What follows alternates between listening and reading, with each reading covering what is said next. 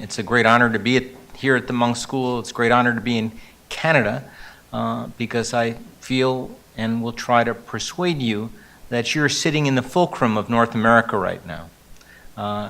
The moment in which you can make a huge decision for all of the peoples of North America, the U.S., Canada, and Mexico. I know a lot of Canadians, like a lot of Mexicans, feel they really have no power over the United States.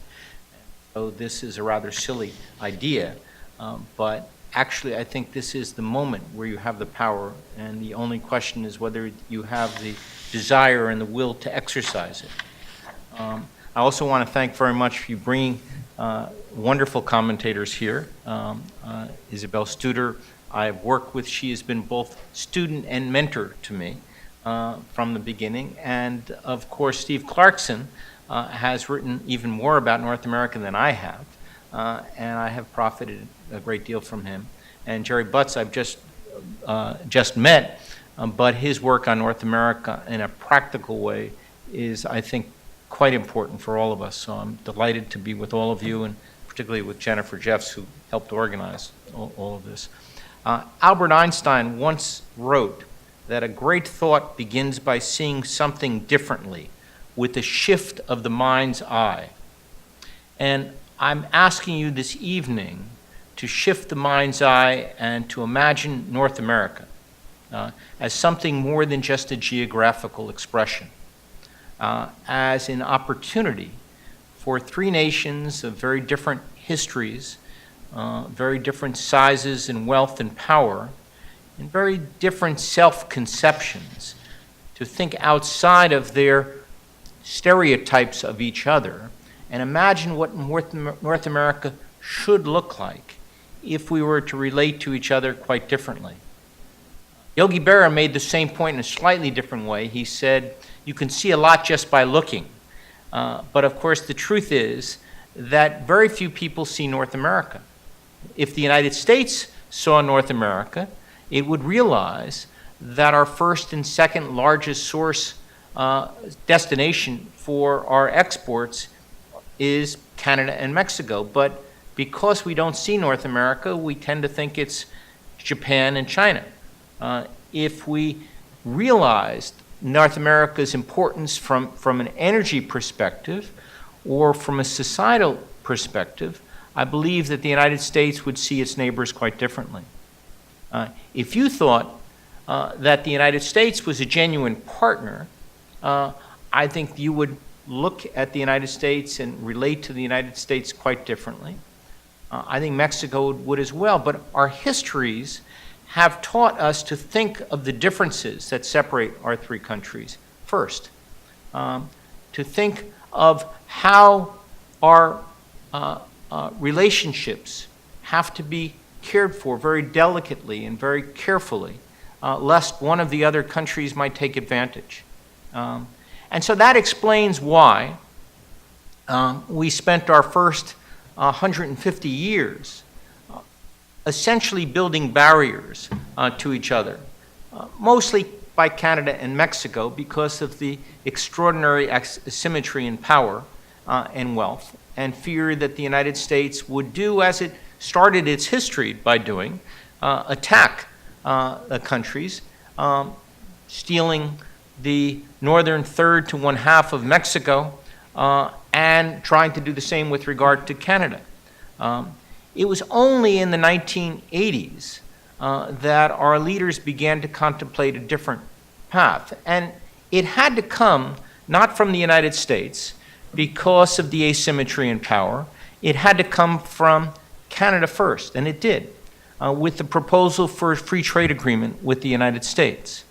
Then when Mexico, 5 years later, approached the United States with a free trade agreement, Canada asked to be part of that, to which both the United States and Mexico acceded, and thus a new North America was rediscovered.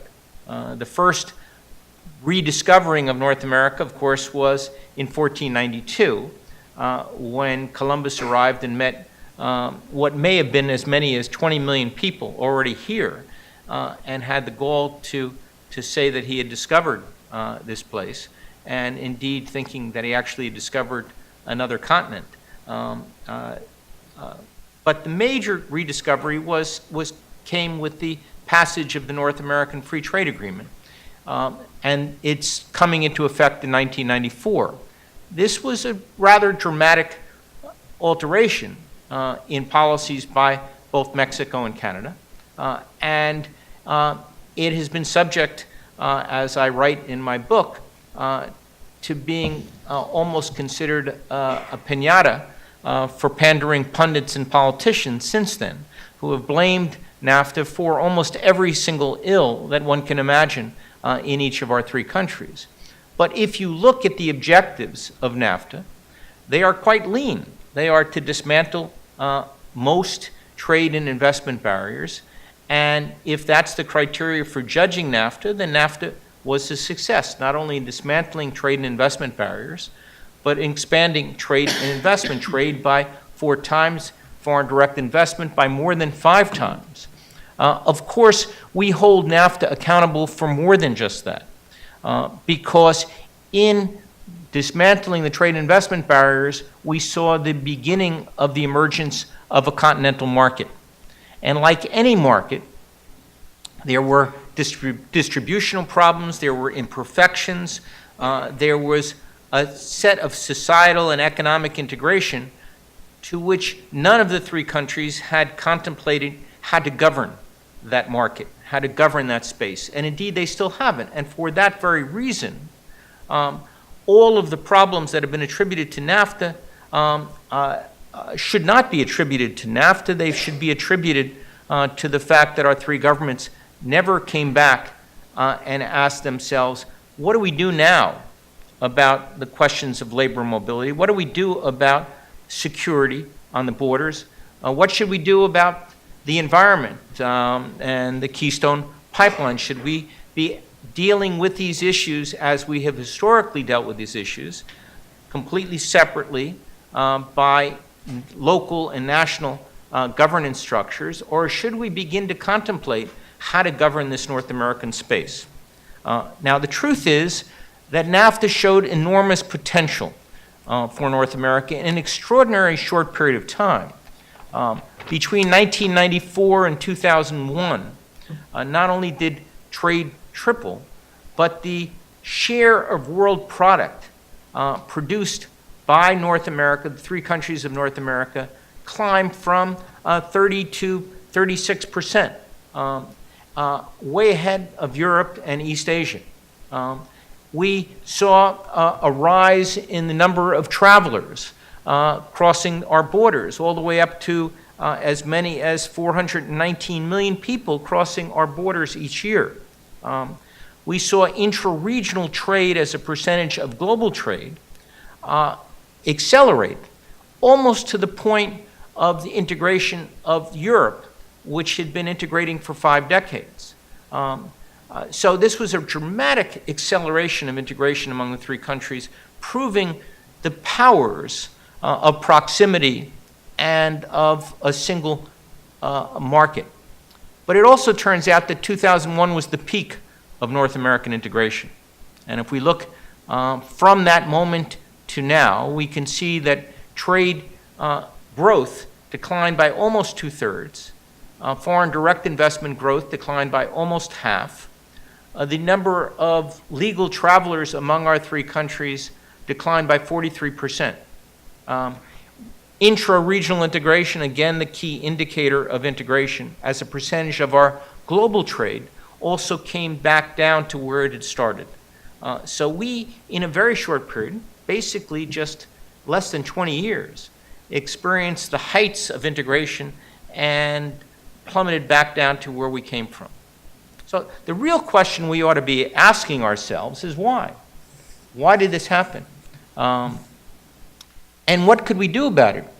Because that early period of growth, contrary to the naysayers, primarily Ross Perot, was a period in which we saw the most historic rise in the expansion of jobs in American history, 22 to 25 million jobs during that time. And since the peak of North American integration, we've seen the loss of manufacturing capacity in the United States and in Canada quite dramatically as well.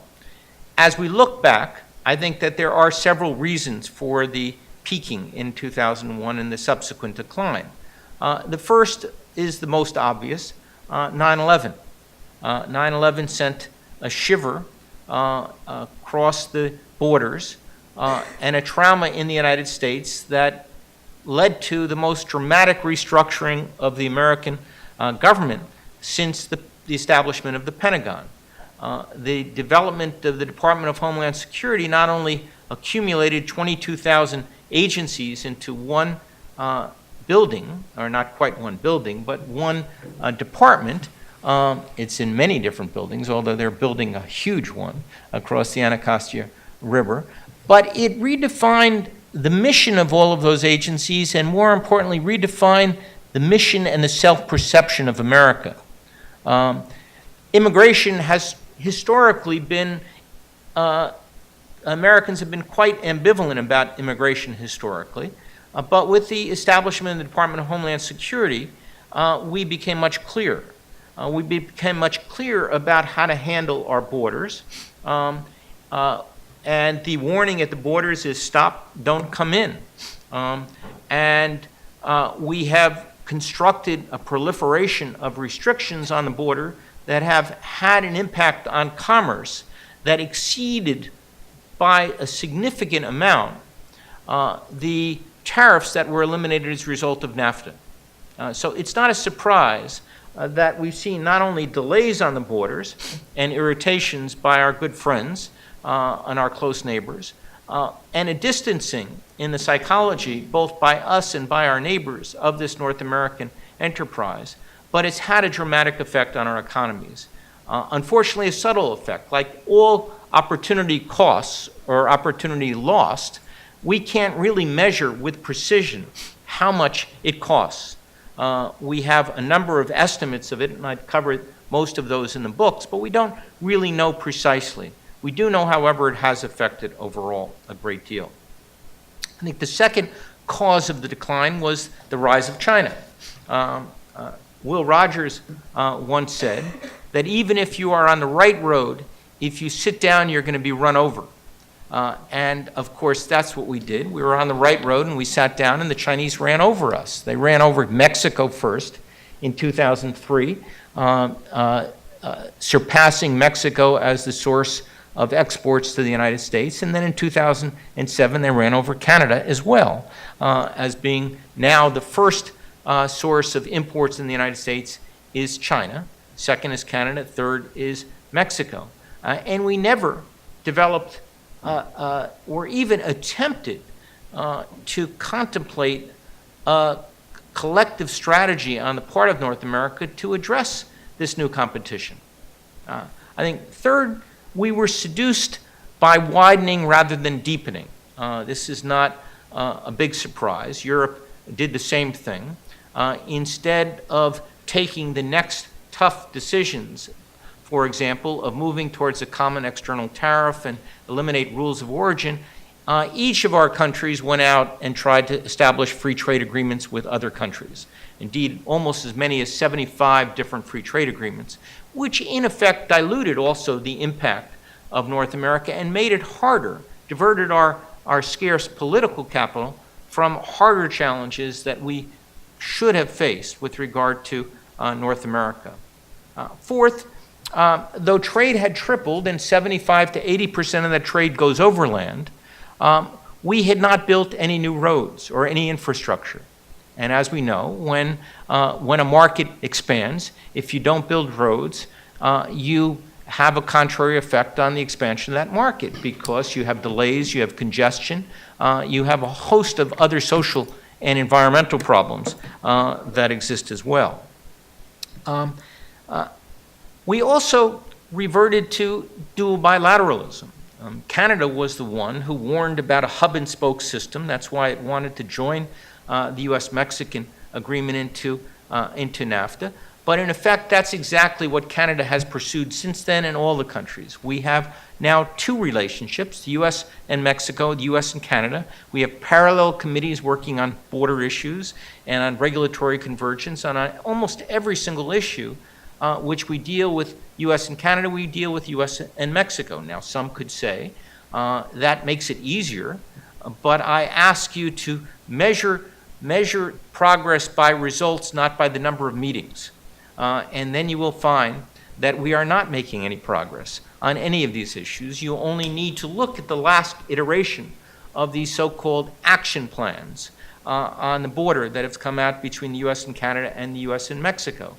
Look at them in comparison to the declaration setting up those committees, parallel committees for Mexico and Canada at the same time, early part of last year, and then look back at the Smart Borders declarations and to the declarations before that, and we are basically reiterating the same goals, but not making any progress in implementing it. Indeed, the principal concern of Canada was to avoid the proliferation of restrictions, of identification cards, of all kinds of forms, and that's what we have seen. And we may be seeing that with this latest round on action plan by establishing a perimeter idea. It's a good idea. I like the idea. I think it's a good idea for all of North America. But I suspect instead of establishing a perimeter which will permit easier transport across the regular border, we are actually just establishing another round of inspections, which will lead to even more cost as well. I think the principal reason, however, for the decline since 2001 is very simple. And it's the failure of imagination and the failure of leadership by all three governments to decide that it's in our collective interests to work together to move from a relationship, a hub and spoke relationship based on extraordinary asymmetry, where U.S. power is such that the most you can expect from the U.S. would be to be courteous, but you can't expect a real response.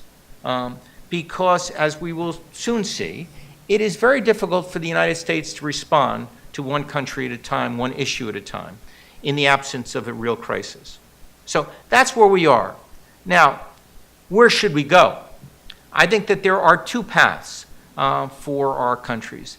The first is the default option that we always take. It's the pragmatic path. It's breaking problems down into simple technical issues and working through those problems deliberately, step by step. That's the way we think. That's the way we do things. And sure enough, we did that. George Bush came up with the Security and Prosperity Partnership. He said, let's deal with regulatory convergence. And his Secretary of Commerce, Carlos Gutierrez, said, yes, the regulation I want to harmonize and unify first and foremost is on Cheerios, because when I was CEO of Kellogg's, we have to close down our factory and put a couple chemicals in and open it up again and then ship it up to Canada and do the same thing for Mexico. This is silliness. Why can't we agree on one regulation on Cheerios? Stephen Harper said, I like the idea. My priority, most important issue, most important regulation that we need to unify is on jelly beans. This is my favorite candy. You know, we have different regulations in our three countries on jelly beans. After we do Cheerios, let's do jelly beans. Okay. They started hard at work. They brought the biggest corporations together. They had all of these meetings in even Waco, Texas. And they worked and worked and worked. And then we didn't hear anything more about this. And so when our two governments, the U.S. and Canada and U.S. and Mexico, set up new regulatory cooperative arrangements last January and February, I went to see the leaders in our countries, Cass Sunstein in Canada and in Mexico. And the first question I asked of them, I said, have you learned anything about why we failed to come up with a single regulation on jelly beans or on Cheerios? And of course, well, the Canadians knew about that and sort of smirked and said, no, we're really working on major issues right now, major sectors. Cass Sunstein, who I don't think he really knew much about Canada and Mexico before, he knows a lot about regulations, a very intelligent man, But he had not done his homework on that either. He said, no, we hadn't. I said, well, you really ought to look hard at that before you start again. Well, I went back after this was over and I said, I read through the report several times. I didn't see anything about Cheerios or jelly beans in that. And they all laughed and whatever else, and they never answered the question. That's not an exception. The U.S. and Canada negotiated a pre-clearance facility on Ontario and Buffalo 5 years, threw up their hands, walked away from it. All three countries of North America negotiated trucking regulations to try to get all of the trucks down to the same size. Worked on it for 5 years. The GAO looked into it and said, hopeless. Now why? Why are these rather simple, technical, very singular topics so difficult? Why did it take 15 years for the United States to adhere to the provision in NAFTA that required the U.S. to allow Mexican trucks to come in? Why? Why are these things so difficult? I think the answer is pretty clear to me, because I started as a student of American policy. There is a special interest, an economic interest. It's trucking. Softwood lumber is another powerful economic interest. There is a bureaucratic interest when you get into regulations that is really powerful. The regulatory agencies in the United States see them as independent kingdoms that are not accountable to the president and very often not to Congress either. There are special interests that make it extremely costly for the President of the United States to go ahead with what seems like a very simple provision. So even the simple practical problems are not so simple and practical in North America, which led me to ask in the course of writing the book, what's the alternative? And I think the alternative starts with this idea of North America.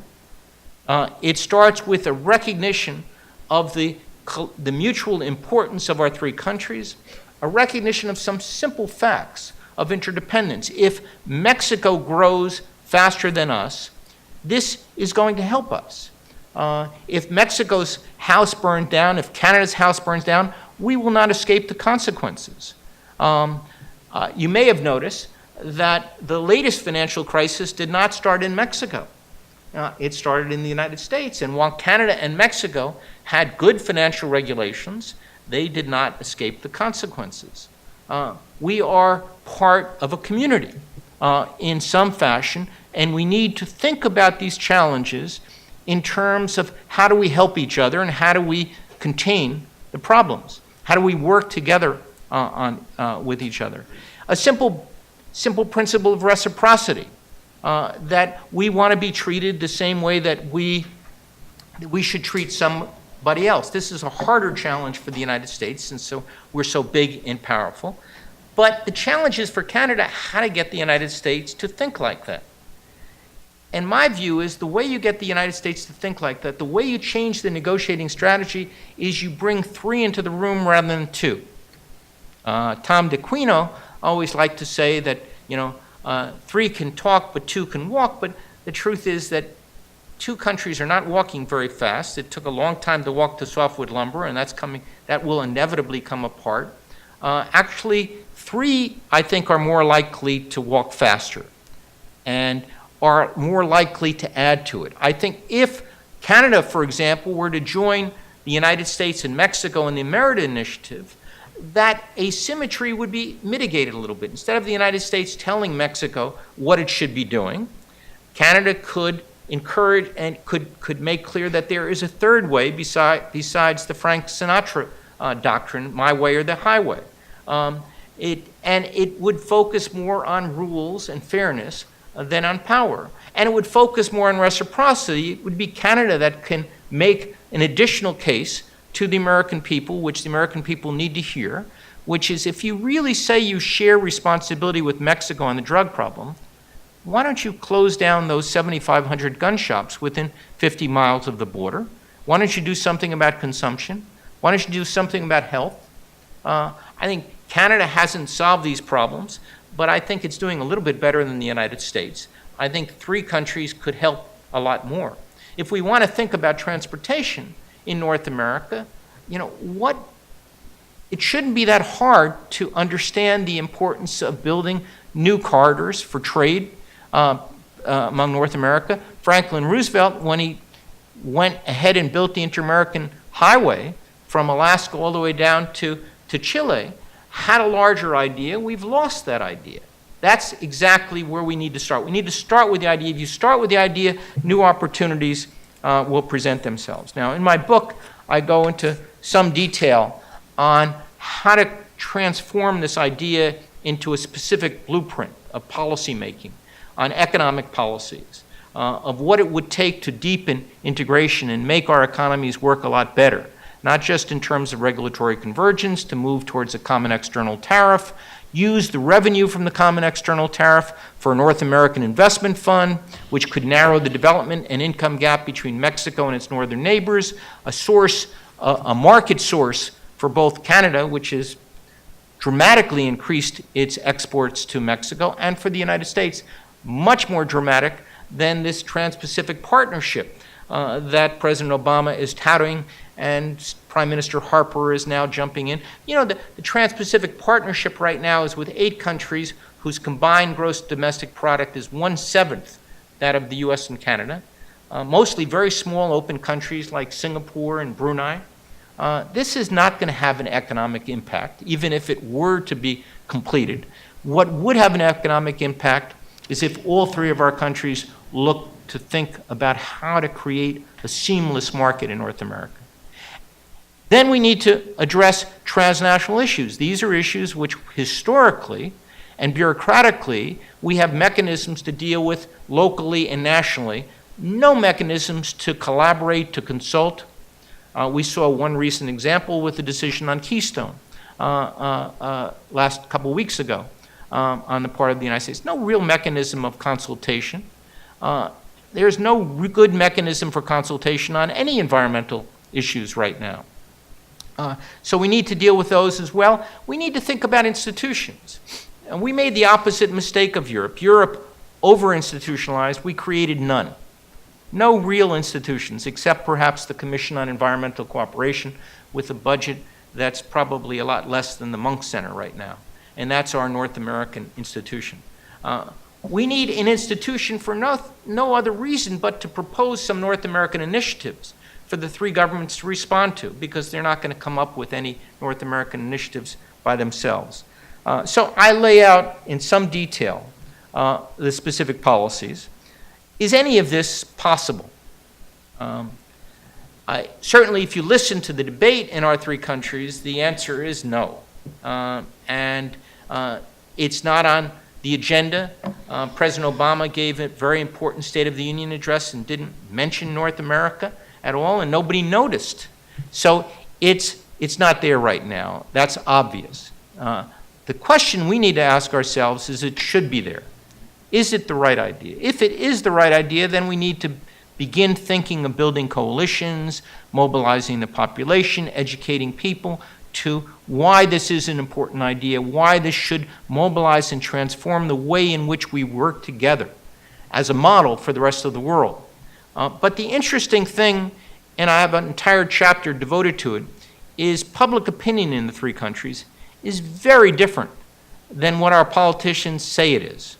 If you listen to our politicians, Canadians and Mexicans are rabidly anti-American, and Americans are completely disinterested and don't really care and have no respect for their neighbors. But the public opinion polls, which go back 3 or 4 decades, show 3 points very clearly. Number 1, we all like each other. The people of all 3 countries tend to like the others a lot. Now, not all the time. When we do something nasty, public opinion does turn down. But it just turns down for a time. It comes back up again. Secondly, even more surprising, we are more and more alike.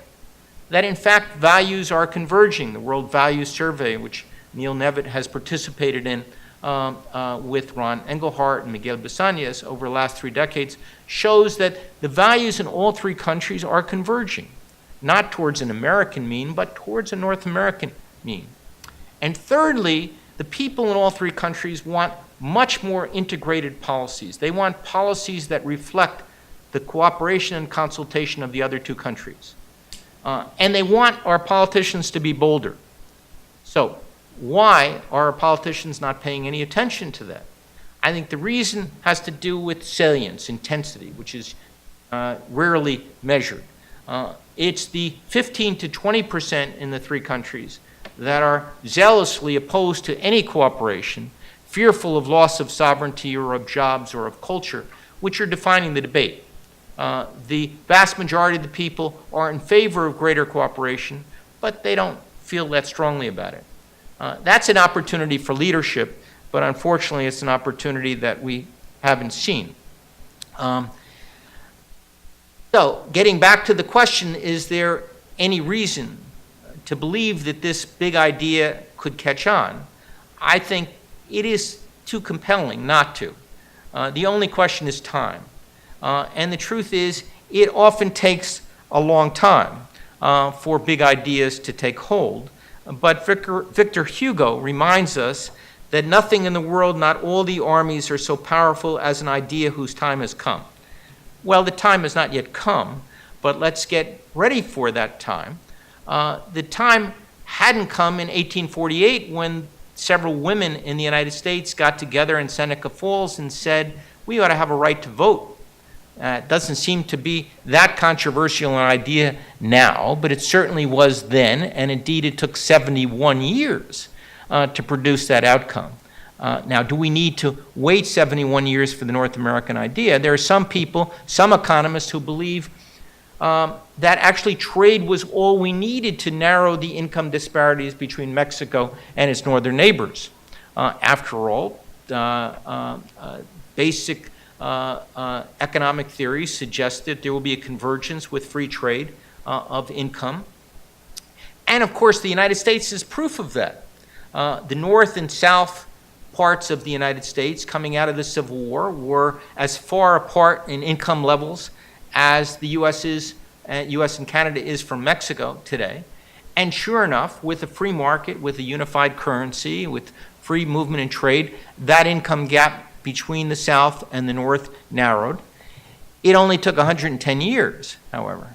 The Europeans have figured out a way to do it much faster. But it requires a significant investment of capital in transportation infrastructure and political will, which we don't have yet, but which becomes possible with the North American idea. So, in conclusion, Kofi Annan said that the challenges of our age are problems without passports. To address them, we need blueprints without borders. And I think that's precisely what we do need right now. Canada is in a unique position again to make the difference. Just as it gave birth to the North American Free Trade Agreement and then was a deadbeat dad abandoning its offspring and resisting any initiative with Mexico or North America, it could come back and fulfill its obligations as the parent of North America by taking the lead and going to Mexico and collaborating in an approach that wouldn't be aimed to cornering the United States, that never works, but to propose ideas that most Americans would say, this is a reasonable approach. My belief is that Congress and the American people will pay much more attention to that and be more responsive than if we have each country, one at a time, asserting its special relationship with the United States. But actually manifesting its sibling rivalry vis-a-vis the United States and trying it alone. I think by doing it together, you're more likely to succeed. When I was in the Peace Corps, there was a palm reader who came to villages, and I went to, at one village, saw one of my students there, went to the palm reader, and the palm reader looked at his palm and said, "You are going to be poor and powerless until you're 40. And the boy turned pale, but still had enough wit about him to then ask, well, what happens after that? And the palm reader said, you'll get used to it. So that's the real lesson of North America. Will we get used to a situation which we find ourselves right now, which is not terrible, we have decent relations among our three countries? Or will we want to aspire to something a little bit grander, a model for the 21st century, of three countries at different levels of power and development, seriously negotiating and working on issues that they'd formerly thought were wholly domestic in scope, but now realize that there are international causes and consequences, and we need to find a way to work together on that. Thank you.